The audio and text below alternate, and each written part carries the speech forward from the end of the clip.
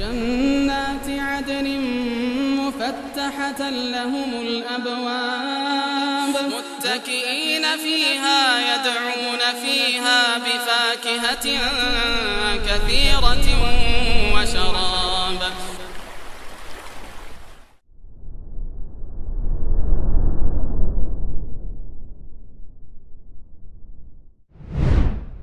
Bismillahirrahmanirrahim. Assalamualaikum warahmatullahi wabarakatuh.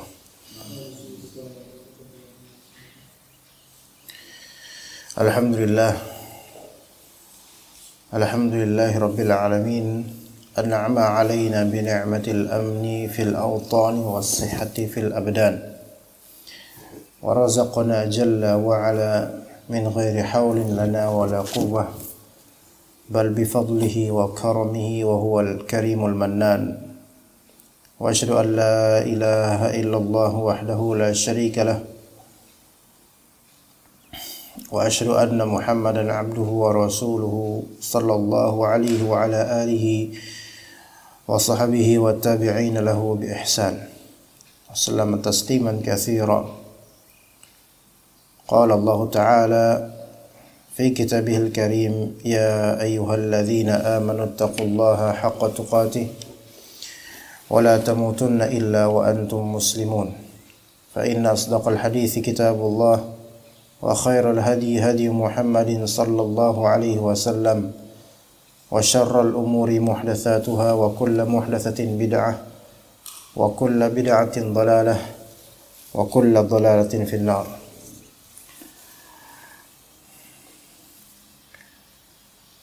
Masih di pembahasan atau di fasal naqdu ahli ightirar, yaitu bantahan terhadap orang-orang yang tertipu atau terperdaya. Dan tema kita kali ini berkaitan dengan du'ful ilm, yaitu lemahnya ilmu, dan bahwasanya ilmu itu berderajat, bertingkat-tingkat antara satu orang dengan lainnya, berbeda-beda tingkatannya. Kita mulai dari perkataan Ibnu Qayyim al-Jauziyah, wa qad sa'ala Ibrahimul Khalilu rabbah, dari situ. Jadi memang ada pertanyaan,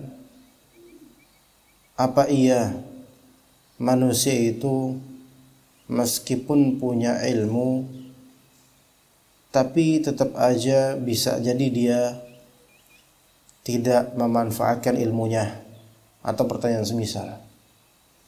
Maka jawabannya iya. Dan di antara penyebab takhalluf lil ilm, yaitu tidak mengamalkan ilmu, penyebabnya ia memiliki ilmu tapi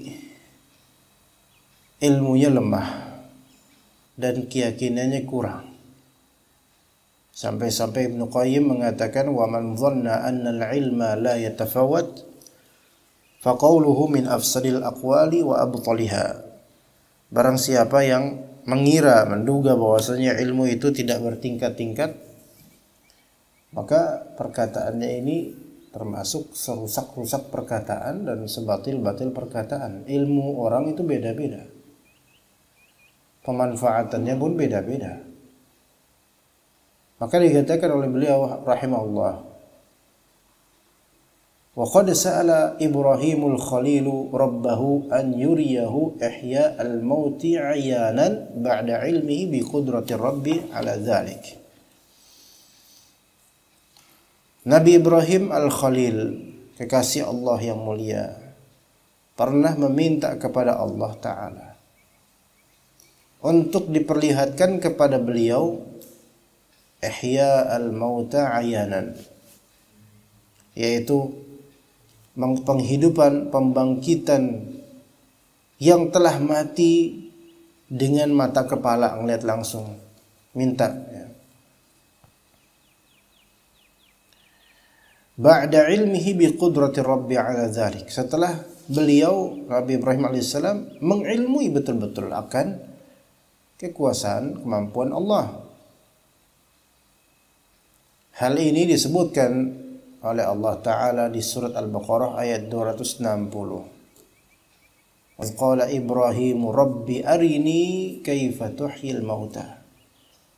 Dan ingatlah ketika Nabi Ibrahim alaihissalam berkata, wahai Rabbku, arini kaifa tuhyil mauta. Perlihatkanlah kepada saya bagaimana engkau menghidupkan yang telah mati. Jadi pengen lihat langsung ya Allah, yang udah hidup, yang udah mati, hidup kembali. Ya. Maka Allah Ta'ala bertanya kepadanya, dan Allah Maha mengetahui jawabannya, dan Allah Maha mengetahui keadaan Nabi Ibrahim dan maksudnya. Qala awalam tu'min? Maka berkata Allah Ta'ala, apa kamu belum beriman wahai Ibrahim? Maka kata beliau alaihi salatu wassalam, qala bala walakin liyatma'inna qalbi. Maka berkata Nabi Ibrahim, saya beriman ya Allah. Lihat, beriman, mempunyai ilmu tentang ini. Saya tidak meragukan akan kekuasaan Engkau ya Allah. Walakin liyatma'inna qalbi, tapi supaya kalbu saya semakin tenang. Maka kata Ibnu Qayyim, liyazdada tuma'ninatan, agar ketenangannya bertambah. Wa yasiral ma'lumu ghaiban syahadatan. Dan hal yang maklum, yang tadinya maklum secara gaib, itu menjadi maklum secara persaksian. Yang tadinya tidak terlihat menjadi terlihat. Sama-sama tahu ya, ketika belum melihatnya tahu bahwasanya Allah Ta'ala Maha Kuasa. Ya, tetapi kan kalau misalnya melihat langsung itu lebih tenang. Jadi tujuannya menambah kemantapan hati, makin tenang. Orang yang mantap hatinya itu biasanya tenang. Tapi orang yang kurang mantap hatinya itu gerasa gerusu. Jadi juga supaya perkara gaib yang telah ia ketahui dapat disaksikannya. Jadi hatinya tenang gitu. Ini menunjukkan apa? Menunjukkan ilmu itu berderajat atau bertingkat.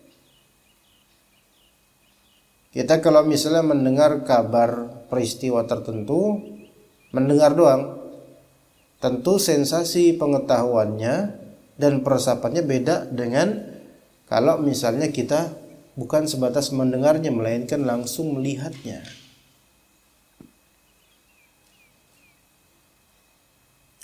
Al-Imam Ahmad rahimahullah, wa qad rawa Ahmadu fi musnadihi 'anil Nabi sallallahu alaihi wasallam annahu qala laisal mukhbiri kal mu'ayyin. Kata Nabi sallallahu alaihi wasallam, orang yang hanya mendengar kabar tidak seperti orang yang menyaksikan. Jadi laisal mukhbiri kal mu'ayyin. Orang yang sebatas mendengar kabar tidak sama seperti orang yang menyaksikan.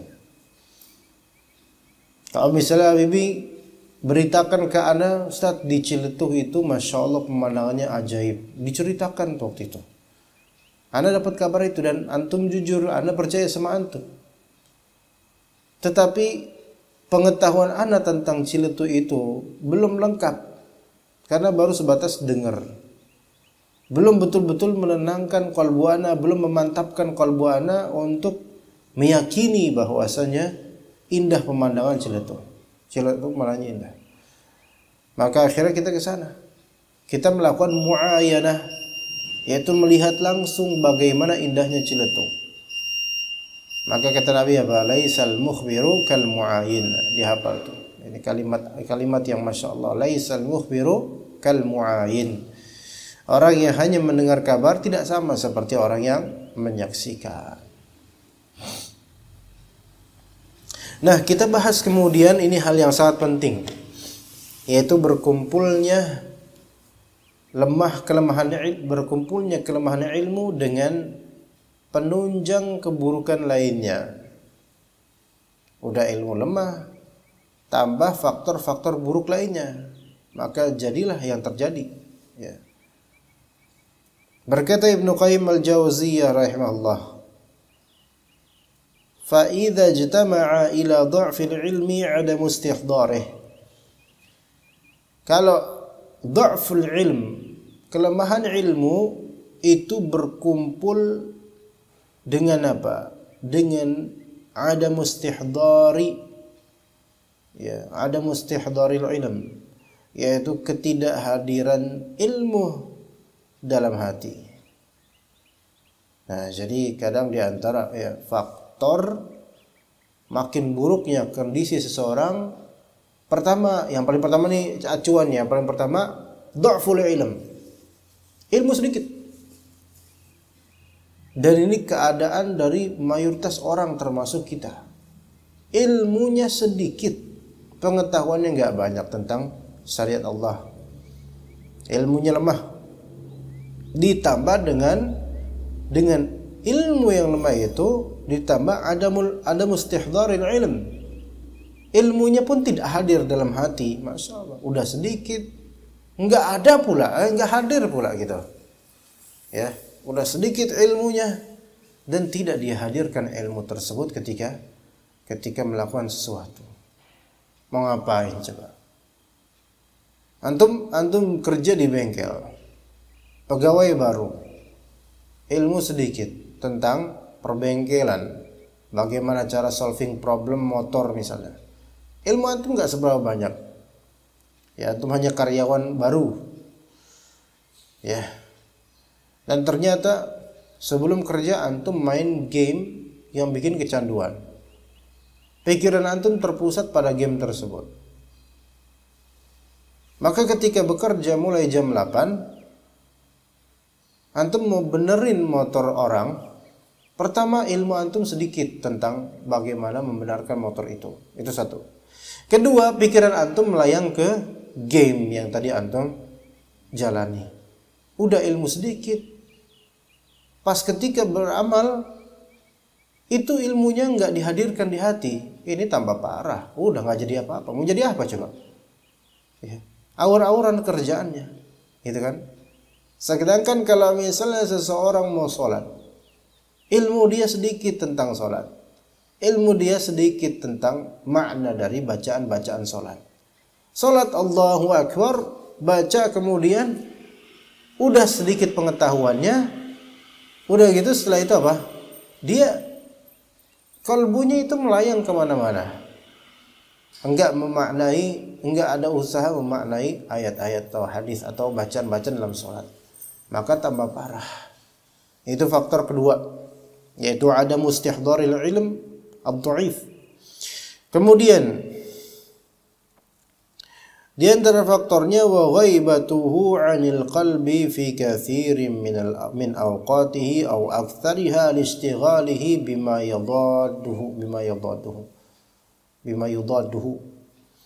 Dan gaibnya ilmu tersebut.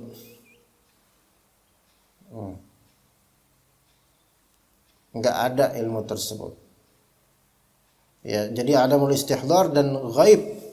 Ya, ini samalah. Kita jadikan faktor kedua juga. Jadi ada mustihdharil ilm dan ghaibatul ilm itu samalah. Sama-sama enggak sama-sama gaib, lenyap ilmunya dari qalbu fi katsirin min awqatihi aw aktsariha bahkan. Yaitu di banyak dari waktu-waktu dia dan bahkan kebanyakan waktunya enggak ada mengingat ilmu. Karena apa? Karena listighalil qalbi bima yudhaddul ilma. Karena kalbunya disibukkan atau listighali hadha syakhs, karena orang ini tersibukkan dengan hal yang berlawanan dengan ilmu tersebut. Tersibukkan dengan hal yang berlawanan dengan ilmu tersebut. Ilmu sedikit, rajin nonton bola. Ya. Ilmu sedikit, rajin main game. Ilmu sedikit, sehari nonton film sampai 4 film. Kan sekarang film gampang ditonton di mana-mana, nggak perlu ke bioskop. Ya, kalau zaman dulu tahun 70, 80, ya, orang Indonesia bikin film, itu biasanya kalau nggak di TV ke bioskop biasanya. Susah nyari film, susah. Sekarang sampai kita BAB di WC pun kita bisa sambil nonton film. Ilmu sedikit, lalainya banyak. karena dia melakukan hal yang bertentangan dengan ilmu. Bertentangan dengan ilmu. Ajib. Ya. Tahu dia ilmunya sedikit, tahu dirinya awam. Saya pengen jadi orang benar, Ustaz. Saya pengen jadi orang benar. Sambil kemudian mengandai, coba kalau dulu saya ikut dulu coba kalau dulu misalnya saya ikutin petua dari orang tua saya supaya ke pesantren. Saya sekarang udah alim. Belum tentu. Kan banyak tuh anak dengar banyak orang tua tuh kayak gitu. Coba kalau anak saya ke pesantren kayak ustadz dulu misalnya. Ya, atau kayak ustadz lainnya misalnya. Atau kayak ikhwan lainnya.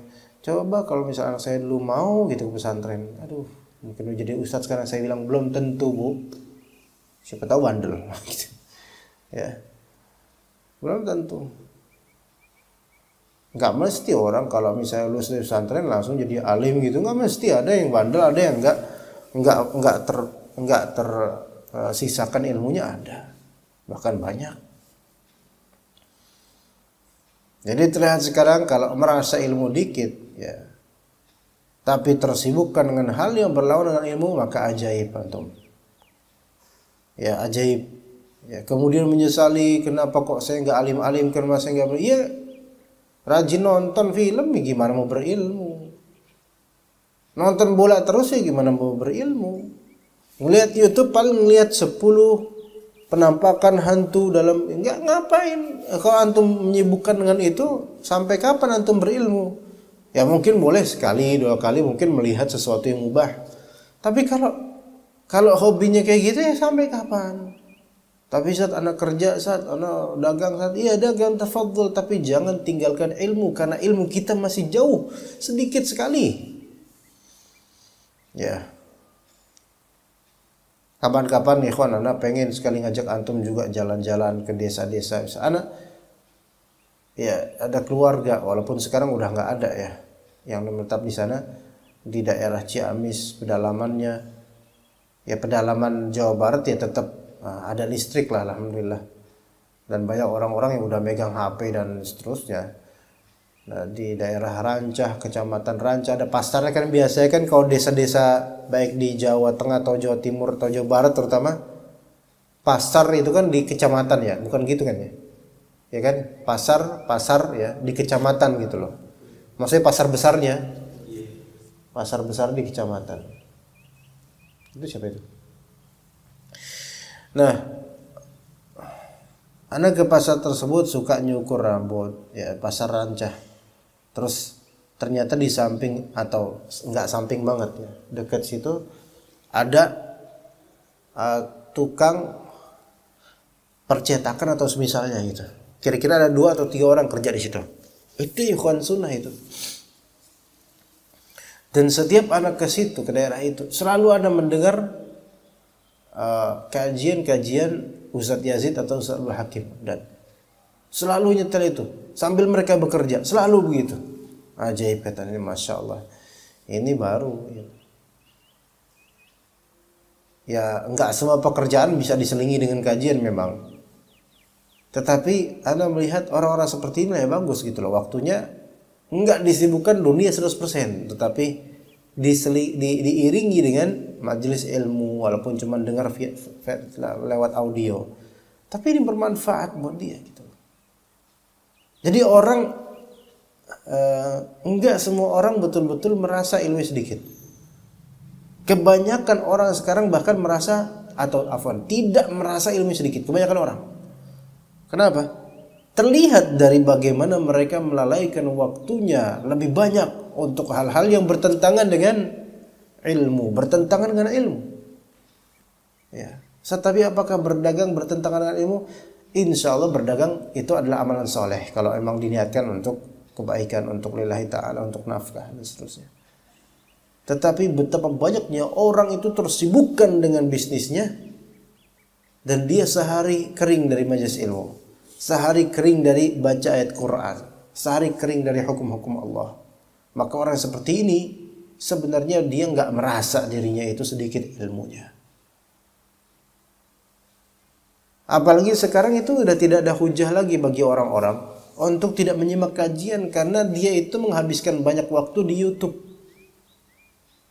Lebih suka mendengar 5 model gajah Lampung misalnya. Kan nggak tahu sih ada apa nggak tuh video kayak gitu. Dibandingkan dengan 5 amalan soleh yang bisa dilakukan di awal-awal bulan Dzulhijjah misalnya. Orang lebih banyak tertarik kepada pernak-pernik dunia. Kemudian menonton game bola yang orang lagi pada yang dimainin oleh gamer YouTuber gitu loh. Jadi gamer YouTuber lagi main. Antum nonton dia main. Udah dia lagi main, antum tontonin dia main. Masya Allah. Dan pas anang lihat di Facebook ada seperti itu, yang nonton 1000-an. Masya Allah, ajib. 1000 orang nonton. Tapi giliran ilmu, murni ilmu, ya begitulah, naas, ya, begitu. Tersibukkan pelakunya dengan hal yang berlawanan dengan ilmu. Ishtighal bima yudad al-ilm. Kemudian faktor tambahan berikutnya, wa dhamma ila dzalika taqadhi at-tab'. Ditambah lagi dengan tuntutan karakter. Ada orang karakternya itu mudah menyerah. Ada orang karakternya mudah menyerah, malesan. Dia tahu bahwasanya dirinya sedikit ilmu. Tetapi karakternya ini cepat give up, cepat nyerah.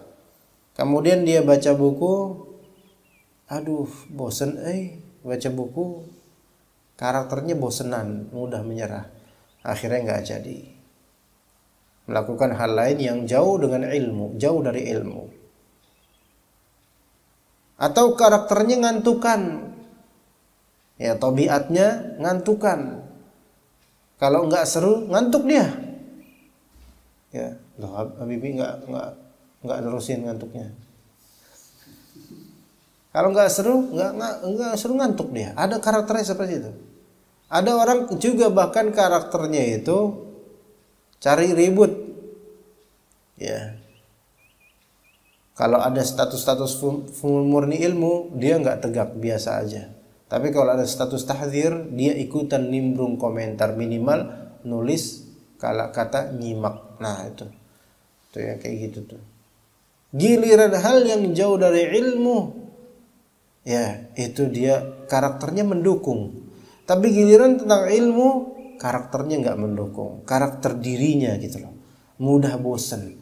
Makanya kata para ulama, mudah bosan itu bukanlah karakter penuntut ilmu, harus dilawan. Karena nuntut ilmu ini perlu kesabaran. Orang yang mudah bosan itu nggak bakal bisa bersabar dia dengan ilmu. Ya, ilmu ini kalau antum hanya melihat dari kulit, dia adalah sesuatu yang membosankan. Tapi kalau ilmu ini antum melihat hakikatnya secara mendalam, manfaatnya untuk masa depan baik dunia ataupun akhirat, maka antum tidak akan pernah merasa bosan dengan ilmu. Nggak pernah. Walaupun ilmu tersebut ilmu tauhid yang diulang-ulang pembahasannya, nggak bosan karena berkaitan dengan seluruh kehidupan kita. Taib. Kemudian setelah masalah tabiat, wa ghalabatul hawa, ditambah juga apa? Jeratan hawa nafsu. Jeratan hawa nafsu dan juga wastila'us syahwah. Wastila'us syahwah. Dijajah oleh syahwat. Tadi dijerat hawa nafsu, dijajah oleh syahwat. Ketika hawa nafsu kita itu sedang meninggi, dan syahwat di sini nggak mesti syahwat lawan jenis. Syahwat di sini ada hal-hal lainnya. Syahwat kekuasaan, bahkan syahwat makanan. Sebagian salaf bahkan mengatakan ilmu ini tidak bisa dipangku oleh orang-orang yang yang punya fokus ke paha-paha wanita. Paham nggak maksudnya? Ilmu ini tidak bisa dipangku oleh orang-orang yang banyak membicarakan tentang paha wanita. Sering ngobrolin tentang perempuan. Termasuk yang sering diskusi tentang atau ngobrolin poligami. Antum tidak akan melihat ada orang berilmu secara baik dan matang dan bagus pada orang-orang yang sering membercandakan tentang poligami, nggak bakal. Antum nggak bakal melihat darinya ilmu yang bermanfaat, melainkan hanya candaan semata. Ya. Dan antum tidak akan melihat pancaran ilmu yang berkah dari orang yang mempertontonkan dirinya terjerat hawa nafsu dan dikuasai oleh syahwat. Enggak. Antum enggak melihat kedalaman ilmunya. Kalaupun dia punya ilmu, itu hanya ilmu yang disebut oleh Ibnu Qudamah dan lainnya sebagai ilmu lisan, ilmu ujung lidah, ilmu ceramah doang. Tapi hakikatnya itu enggak ada. Enggak ada kedalaman dalam ilmunya. Hanya sebatas ilmu ujung lidah. Yang mana ilmu itu setiap dia berbicara jatuhlah ilmu tersebut dan tidak tersisa darinya kecuali omongan saja. Wa taswilun nafs, ditambah pula dengan terkecohnya jiwa. Jadi jiwanya digocek dengan apa? Dengan segala hiburan, hawa nafsu, syahwat dan seterusnya. Jiwanya itu digocek ya, dilewati oleh syahwat. Sehingga menuruti syahwat dan hawa nafsu.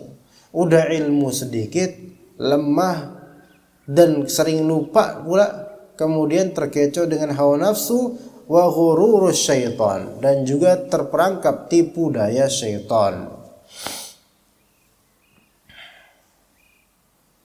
Wastibta'ul wa'd. Nah, ini juga seringkali tidak disadari manusia, yaitu kegundahan tentang lambatnya janji Allah Ta'ala.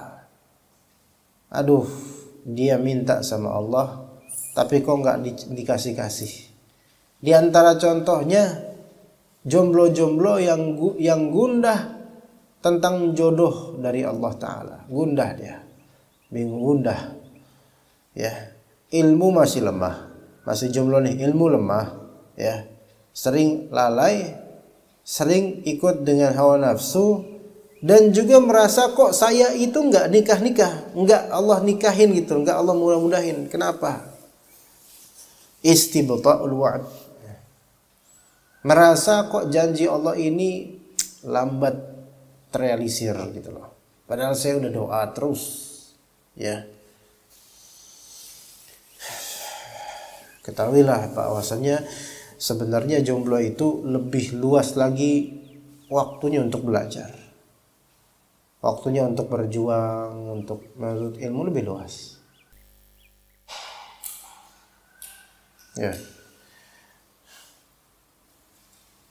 Melainkan seseorang itu dia akan husnuzan kepada Allah Ta'ala kalau dia beramal soleh. Dia akan yakin janji Allah pasti, dan dia akan bersabar dengan sambil beramal soleh. Kemudian wa tulul amal, udah lemah ilmu ditambah pula dengan tulul amal, yaitu panjangnya angan-angan dunia. Capek. Ketahuilah panjangnya amal-amal dunia inilah yang menyebabkan banyak orang itu lupa akan ilmu dan akhirat, lupa akan Allah dan akhirat. Lihat firman Allah Ta'ala, alhaakumut takatsuru hatta zurtumul maqabir, kalla sawfa ta'lamun, thumma kalla sawfa ta'lamun.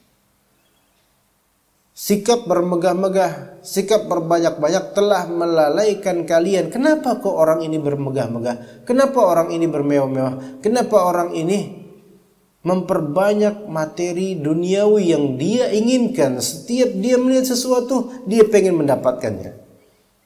Maka alhaakumut takatsur. Angan-angan panjang membuat dia lalai. Sampai kawan? Sampai ke kuburan, baru angan-angannya putus. Angan-angan yang panjang tentang dunia ini membuat seseorang yang lemah ilmu akan makin lemah pula ilmunya. Alhamdulillah kalau anak nemuin ikhwan-ikhwan sunnah ya, yang pengaji Jabodetabek khususnya, Untuk masalah tulul amal ini, kalau anda bertemu nama antum ikhwan, nggak ada tulul amal, yaitu panjang angan-angan dunia. Anda pikir nggak ada?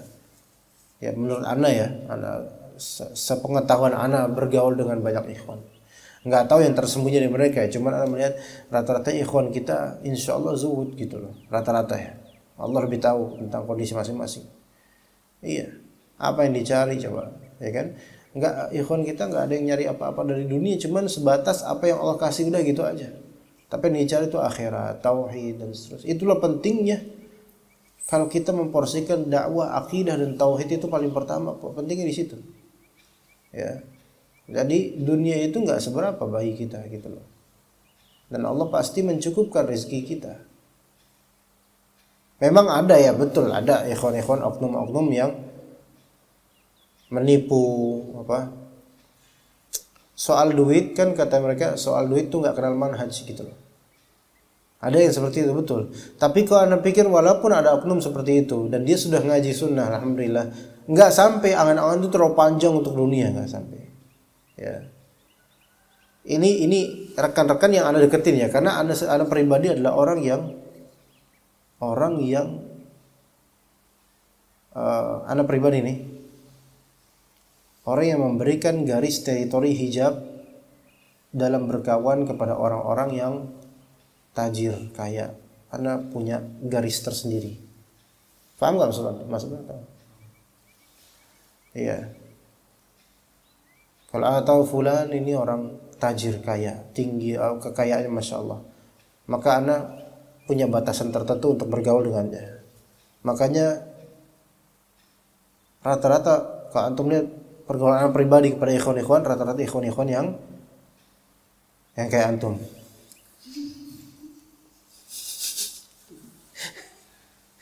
Iya, yang nggak bisa anda harapkan uangnya, ya rata-rata begitu. Kenapa? Supaya tidak terjadi apa? Tulul amal, panjang angan-angan, enggak ada. Apa yang bisa anda harapkan dari ikhwan-ikhwan yang miskin selain bukan antum kok ini. Selain apa? Selain justru Anda menyayangi mereka justru gitu loh. Bukan mengharap dari mereka. Taib. Hati-hati dengan panjangnya anak-anak tentang dunia, ikhwan. Karena seseorang yang sudah tulul amal berarti dia terperdaya dengan dunia. Dia itu mengharapkan dunia untuk dirinya, padahal dunia itu pengkhianat. Kemudian waraqadatul ghaflah, dan juga raqadah itu regut itu tiduran, dan ghaflah lalai, kealpaan, ditambah udah ilmu sedikit, kemudian nyantai hidupnya dengan kelalaian. Wa hubbul ajilah, kecintaan terhadap dunia. Al-ajilah itu dunia sekarang nih, cinta dunia. Ya, wa rukhasut ta'wil, dan mudah mentakwilkan sesuatu sesuai dengan syahwatnya, sesuai dengan keinginannya. Wa ilful awaid, dan kebiasaan yang buruk. Dia senang dan rutin melakukan kebiasaan yang buruk. Ya udah nih, kalau orang udah kayak gini, udah ilmunya lemah, ditambah dengan hal-hal yang tadi kita sebutkan, fahunaka la yumsikul imana illa alladhi yumsikus samawati wal ardu an tazula. Ini kalau udah kayak gini, tidak ada yang mampu menahan iman orang-orang seperti ini selain Allah Ta'ala yang menahan langit dan bumi agar tidak lenyap. Jadi cuma Allah yang bisa menolong dia deh. Kemudian wa bihadza sababi yatafawatun nasu fil imani wal a'mal. Sebab inilah yang menjadikan manusia berbeda dalam tingkatan iman dan amalnya. Ya, dilihat dari sebab-sebab tadi tentang keterpedayaan terhadap dunia, panjangnya angan-angan, dan tabiatnya dan hawa nafsunya bagaimana itu. Hatta yantahi ila adna mithqali dzarratin fil qalb, sampai sementara tingkatan terakhirnya adalah bagian terkecil dari sebutir atom iman yang masih tersisa di hati. Wa jima'u hadhil asbab yarji'u ila du'fil basirati was sabr. Sebab-sebab semua tadi yang kita sebutkan itu kembali kepada kelemahan basirah dan kelemahan kesabaran. ilmunya lemah dan tidak sabaran, dah gitu. Karena orang yang dia mengikuti syahwat berarti dia tidak sabaran untuk membendungnya. Orang yang cinta dunia itu rata-rata tidak sabaran. Orang yang merasa janji Allah itu lemah berarti dia tidak sabaran. Orang yang panjang angan-angannya akan dunia itu orang tidak sabaran. Orang yang suka lalai jauh dari ilmu itu rata-rata tidak sabaran. Adapun sebaliknya, orang yang melawan itu semua dan dia betul-betul fokus untuk menuntut ilmu rata-rata orang yang sabaran. Makanya kalau ada suami nggak sabaran, suka mukul istrinya, suka ngejelekin suaminya, suka menghina suaminya, suka berkata kotor pada menghina suaminya, suka menghina istrinya, suka berkata kotor kepada istrinya, ya, suka ngomelin istrinya padahal istrinya udah berjuang untuk anaknya, untuk stabilitas keluarga. Anda nggak menemukan orang ini sebagai penuntut ilmu, yakin deh. Kalau emang dia nuntut ilmu betul-betul ngaji betul-betul, dia akan sabar. Bukankah begitu Alwi? Nggak tahu, belum nikah. Iya, bukankah begitu kan? Orang yang nuntut ilmu benar-benar, ngaji benar-benar, bertauhid dengan benar, dia akan sabar dengan kekurangan yang ada pada istrinya dan anaknya. Ya betul dia marahin, omelin, tapi sewajarnya kan, negur. Nah, jangan kayak gitu. Tapi kalau sampai mengumpat kemudian dasar anak setan lo, anaknya bilang, bapaknya siapa dulu, gitu kan? Kalau antum lihat orang-orang kita zaman dulu ya, misal di film-film Betawi zaman dulu, seringkali nyebut anak-anak setan. Anak siapa sih lo? Gitu. Anak setan lo. Ya Allah, padahal itu kan mencerminkan dirinya gitu loh. Nah, nggak sabaran ini dia nih. Jadi ilmu itu harus disandingkan dengan kesabaran. Karena kalau ilmu itu tidak disandingkan dengan kesabaran, hancur ilmu itu. Malah kalah dengan orang bodoh tapi sabar. Ada nggak orang bodoh tapi sabar? Ada. Bodoh dengan sabar dengan kebodohannya ada. Malah lebih benar gitu kayaknya gitu loh. Zahirnya ya. Ada orang nggak ngerti tapi dia sabar dan dia mawas diri. Iya, saya tahu saya nggak ngerti makanya saya diam aja, ada kayak gitu. Tapi ada orang menuntut ilmu kemudian dia nggak sabaran, nggak merealisasikan ilmunya. Akhirnya seorang ilmu itu udah nggak ada, kelas. Oleh sebab itu, walihadza madahallahu subhanahu ahla sabri wal yaqin. Allah Ta'ala memuji orang yang memiliki keyakinan serta kesabaran. Dia ahlu sabr dan dia ahlu yaqin. Wa ja'alahum a'immatad din, dan Allah menjadikan orang-orang yang seperti ini sebagai para pemimpin, para imam dalam beragama.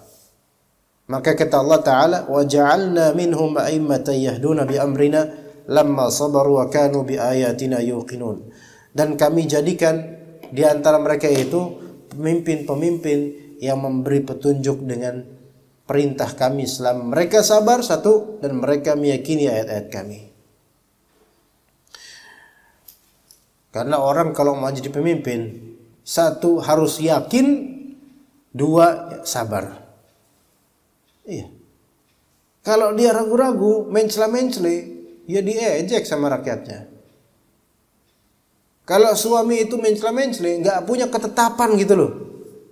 Kayak layangan, angin kemana dia kemana, angin ke sini dia ke sini. Mencela-mencela. Maka tidak ada wibawanya ini Pak suami, pemimpin ini di mata rakyat maupun istrinya atau anaknya. Oke, ada yang memang yakin tapi nggak sabaran.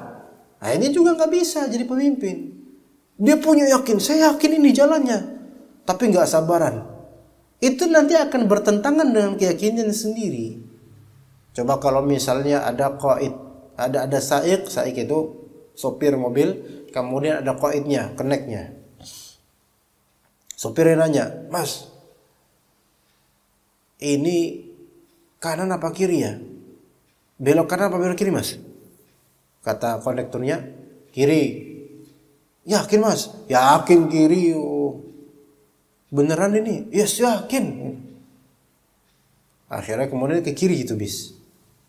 Namun ternyata kok lama banget ya lewat sini ya, nggak sampai tujuan. Kondekturnya karena nggak sabaran, aduh, ini kok lama banget nih, kayaknya saya salah nih, nggak sabaran.